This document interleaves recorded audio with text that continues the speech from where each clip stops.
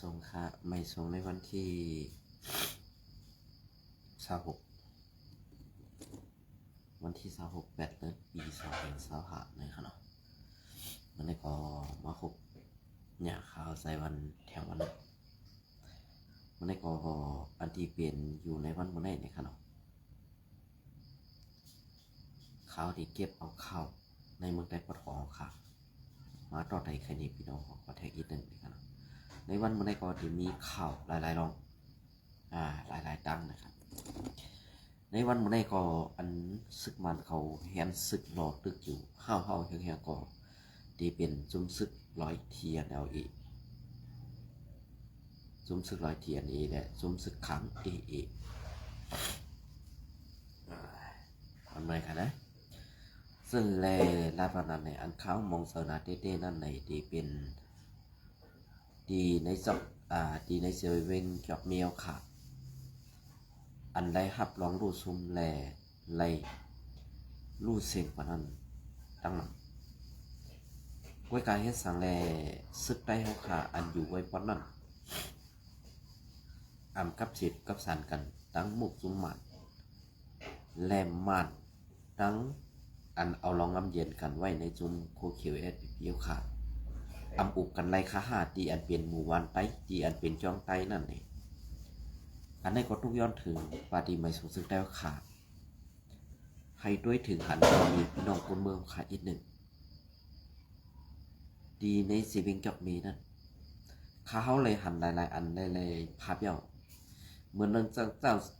เหมือนเจ้าหนังเจ้าสังอ่อนหรือเจ้าตั้งเจ้าเสียเขาเจ้าเจ้าในอัมมีดังพิษสั่งก็เพื่อว่าอัมใครไรลองตั้งเดือดไหมแลสั่งไรไว้สั่งกันขึ้นเมื่ออยู่เหนือจ้องเอาลองกัดเย็นจอมหนังพุทธภาษาพระเป็นสอนไว้นั่นเองกำในเหมือนเจ้าหนังมานากรรม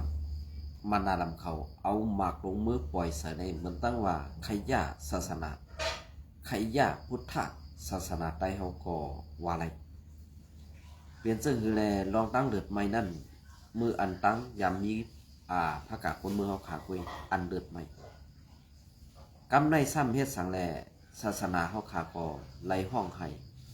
เลือดไม่ลูกก่อยกว่าเสื้อในด่านนี่สังว่าปังตึกเสื้อในสังว่ามันเป็นอยู่ในเมืองไต้ปอจันนี่เหมือนสนามภายขาวปีกูก็นี่ตึ้นนี้ว่า RCSS กำสือ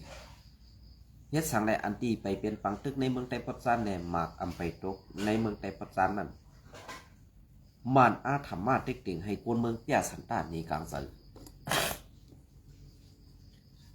มันเต็กติ่งธรรมะเต็กติ่งกวนเมืองเปียสันตานนี้กลางสือต่อจุ่มซึกเขากลางแหล่TNLA นั่นนี่ภายข่าวFPP เขาป้อตังนี้ว่าในนาที RCS กุมกำนันเฮ็ดสังอำเฮหามอันไหนมันปอเป็นมาเย่อ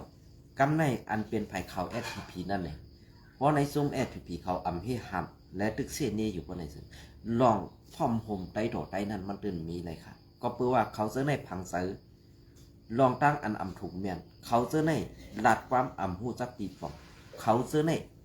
ผู้ว่าใครเนกไว้กะอันเขาเฮ็ดผิดมาตาเสนั่นในเขาอำต้อนตัวขึ้นตูเจ้าเขาสิบอกอันไหนเขาอันไหนคะนะเพราะว่าเขาใส่วันดัดกว่าซึ่งในเขาก็ซ้ำดีว่าเมื่อในเอ็มโมเซมวันนี้เพื่อนนั่นเขาคำเซ่เขาคำนี้ค่ะไว้กะมันเป็นรองเต้เขาสะอาดเทงกันพิษกันเนื้อเรื่องหรือไรเนื้อติ๊กดอกสังสิงจากกว่าซึ่งไหนเป็นเจอคู่เขียวตั้งหมดตั้งเสียงค่ะไว้กับเขาซ้ำเฮ็ดสังปัตตาวันเมืองใต้เขาเฮ็ดสังปัตตาวันเมืองใต้ค่ะเขาจะไหนหับเฮ็ดวัดต่อวัดหับเฮ็ดวัดต่อวัดหากินเนื้อหลังก็มีพี่น้องคนเมืองใต้แก่นั่นเขาไว้กะอันเขาหับเฮ็ดวัดต่อวัดปานนั้นเขาเอากาหูก้นไตเขาขนาดหนึ่งก็กาคือไงเอากินเนื้อหูก้นไตเขาขามกาซ้ำกำในซ้ำอันตีเหลือนั่นซ้ำเอาขึ้นสร้างปันในลงปองซึ่งมันให้ลงปองซึ่งมันในมีเงินตาตีซื้อหลักหนักกองกลางเสมือตึกมือยื้อขึ้นมือเพียวห่วยขึ้นในเมืองไต้เอาขนาดนั้นอันในสุเจ้าไปปองใส่ขอดค่าการเมืองการสื่อสารการเหตุการณ์กูลองร้องไหน มันอยากผึดตันหือมันตกกินตันหืออันมานั้นกวนเมืองเนี่ยมันสั่งให้หือเอาขานในวันมื้อนี้มาตกเมืองเปิ้นก็เป็นไผ่ซุ้มโคเขียวอันเป็นเสือโคเขียวนั่นหลอกกินยันกินเงินกวนเมืองอยู่ติ๊กๆกำในพอเปิ้นเฮ็ดเหมือนจะน่ะว่าในหน้าอันเปิ้นเปิดเป็นหุ้งอีห่ากรมนีดงนั่นพอเปิ้นกิน1เหงเขาได้เอาแทง1เหงก็เป็น2เหงเขาขายมันเปลี่ยนเสื้อไหนค่ะกำในไผ่ตั้งปุ่นก็ซื้อเขาหวีบยันเขาหวีบยันประกาศคนเมืองกำในพอเขามาถึงเมืองไทยในก็ซ้ำมีจุ่มในหน้าอันว่าฮับเฮ็ดวัดปันเสื้อนั้นเสื้อไหนเนี่ยนั่นบีบยันแทงตั้งหนึ่งอำเฮ็ดก่อมไรค่ะเฮ็ดก่อเลือดไม่ค่ะตาที่ว่าจ้อยแถมกันกุมณีอันไหนเอากันไหนเฮาตีเลยเอากันไหนก็เนี่ยสิเพราะกุมณีเอา1เหงเขาก็เอา1เหงกำในเป็น2เหงกวนเมืองใต้เฮาทุกข้าดีกว่าเลยค่ะอันไหนค่ะการจ้อยกวนการกำแขมกวนพอมาด้วยเสื้อไหนในจุ่มแอดผีๆเนี่ยอำไปมีสังดีเต้ๆก้อยกะอันดีมากก็อำมีปังตึกใต้ต่อใต้กันนั่นก้อยในวันเมื่อในเขาข้ามในเสียค่ะลาดรองเต้ในสู่เจ้าขึ้นทัดด้วยค่ะขึ้นทัดด้วยค่ะก็เพราะว่าการตีนเขาข่าวออกมาลัดในเมื่อได้กิน5เนี่ยเหมือนเจ้าหนังไออันเป็นใจคู่เขียวป้อมมีช่องยูทูบเบอร์ป้อมมีเพจบุ๊กมันได้กินข้าวมีเมื่อเคยป้อมมีกวนเฮ็ดวัดป้อมมีกวนเฮ็ดไหวป้อมเมื่อในดอกแดนกินจานเฮ็ดวัดเฮ็ดไหวนั้นเมื่อเดียวสั่งกินว่าเฮ็ดให้กวนพิษกันกับเฮ็ดให้กวนมอกันซะเลยมันถูกดีเปลี่ยนเนาะค่ะในวันเมื่อไรเพราะว่ากับไก่กันดังโคคิวSPPเนี่ยอำมาอยู่เมืองใต้อำมาอยู่เมืองไทยค่ะตื่นไคเซอร์หนาตั้งหู้นั่นเสียเฮ็ดกว่าที่เขา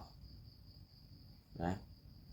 ตื่นไคเซอร์หนาตั้งหู้นั่นเฮ็ดกว่าที่ก้อยกะอันตั้งหนาตั้งหู้เขานั่นเนี่ยตาตีจอยแถมกำแถมก้นเมืองใต้ตาตีจอยแถมก้นอันเดือดไม่เนี่ยอำมีค่ะนะพอมาด้วยในไผ่เขาSPPอินโฟเขาเตรียมตังมือ